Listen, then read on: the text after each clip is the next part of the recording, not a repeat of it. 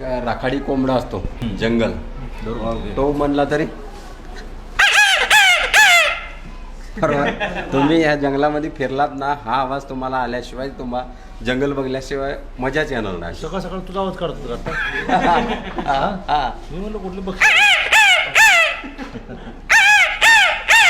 म्हणजे घर बंदूक बिर्याणी 3 स्टेप मध्ये बसला. अशा पद्धतीने हा रान कोंबडा आहे. अच्छा. आणि त्यानंतर म्हणलं तर पोपट असं बोलतो. म्हणजे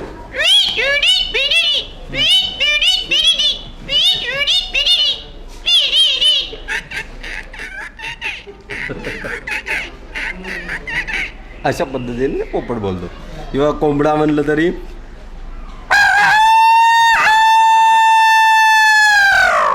त्याची कोंबडी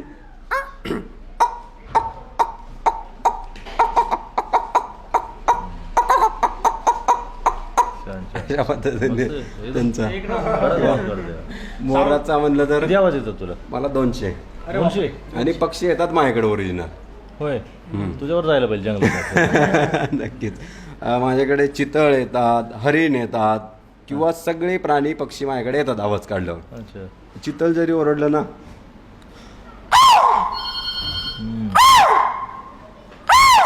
अशा पद्धतीने ते ओरडत असतं. किंवा मोर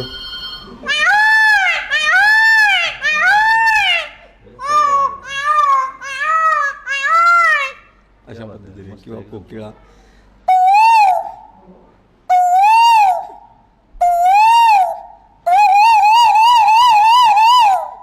आणि चिमणीच्या आवाजामध्ये घर बंदूक बिर्याणी म्हणलं तर असं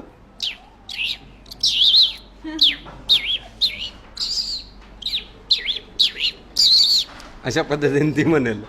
घर बंदूक जाऊन तुला भारी आवाज काढतो. चिमण्या घर बंदूक बघ म्हणायला लागलं मग अवघड व्हायचं. तर सगळ्यांनी नक्कीच 7 एप्रिलला घरबंदूक बिर्याणी हा चित्रपटगृहात जाऊन बघावा. कारण ट्रेलर बघितला का? बघितला ना, खूप आवडतो.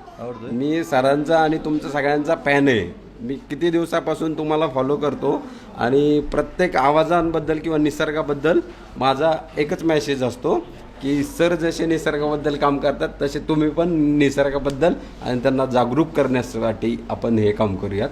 आणि चांगल्या पद्धतीने निसर्ग वाचवला तर नक्की आपलं जीवन सुदृढ राहील. हाच माझा मेसेज मी इथं दररोज देत असतो. प्रत्येक आवाज, मच्छर म्हणलं तरी आवाज असतो माझ्याकडं.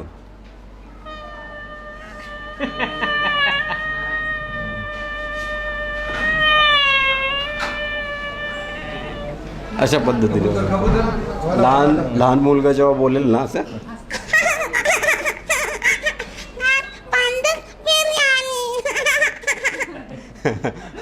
भारी कलाकार आहे. अशा पद्धतीने त्यांच्या. तुला आकाश काय आवड लागली त्याची? हा, ही आवड कशी लागली तुला? घर बंदूक बिर्याणी 7 एप्रिलला थिएटरमध्ये बघा, असं लहान मुलाच्या आवाजाचा. घर बंदूक बिर्याणी 7 एप्रिलला नक्की चित्रपटगृहात बघायला विसरू नका. अशा पद्धती. मी शेळ्या राखायचो. गावाकडचा मी गावरान आहे, म्हणजे हिंगोली माझं गाव. तर हिंगोलीमध्ये मी शेळ्या राखून आवाज काढून बोलवायचो. मी माझ्या शेळीला कधी मारायचो नाही. आवाज काढले की शेळी येते. मग माझ्याकडे व्हरायटी आहे त्यांच्या. आजारी पडली, सर्दी झाली की व्हरायटी चेंज.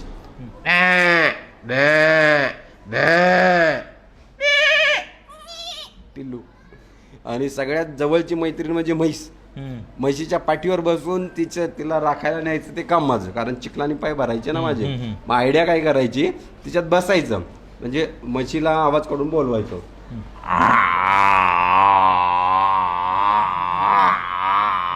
म्हैशी येणार. त्याचा अर्थ काय पलीकडे जायचं.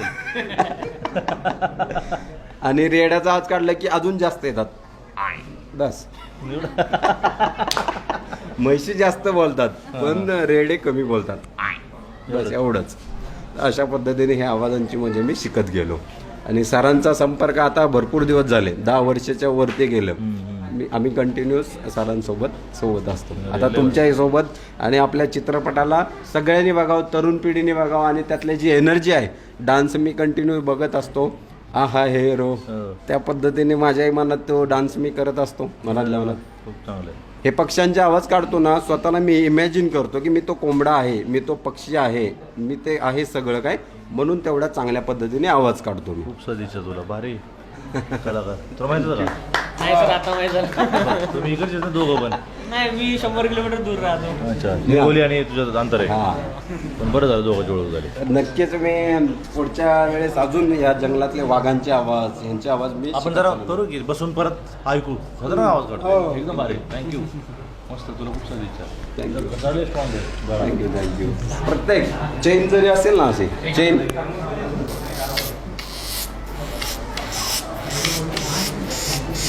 तुला नादच लागलं. साऊंड इफेक्ट म्हणून यांचा यूज करू शकता मूवीमध्ये एडिटिंगसाठी. छान छान.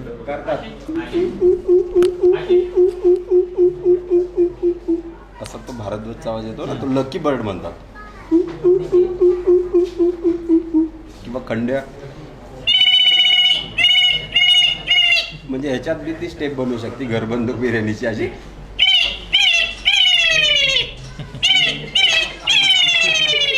कारण जस्ट बनवली. छान छान छान छान मस्त मस्त. बरं तर थँक्यू. तुम्ही पाहिल्याच असाल आवाजांचा कलाकार म्हणजे किती 200 आवाज राईट. 200 पेक्षा जास्त आवाज काढता येते दादाला. आणि भाऊ इथलेच तुम्ही इथलेच. ओके. अवेअरनेस साठी मी आहे. हां. पक्षी प्राणी वाचवा आणि जंगल वाचवा याच्यासाठी मी काम करत असतो कंटिन्यू. खूप छान खूप छान खूप छान. आणि सर थँक्यू सो मच. एक फक्त आपल्या लोकांसाठी 7 एप्रिलला आपला चित्रपट येत आहे याच्याबद्दल सर सांगून द्या. 7 एप्रिलला घर बंदूक बिर्याणी हा चित्रपट येतोय. मला खूप मजा वाटेल. बिर्याणी फक्त खायचीच नसते बघायची सुद्धा असते. आणि बघितल्यावर जो स्वाद मिळतो आनंद मिळतो त्यांनी पोट भरतं. बघितल्यावर कसं पोट भरतं ते बघण्यासाठी नक्की थिएटरमध्ये या.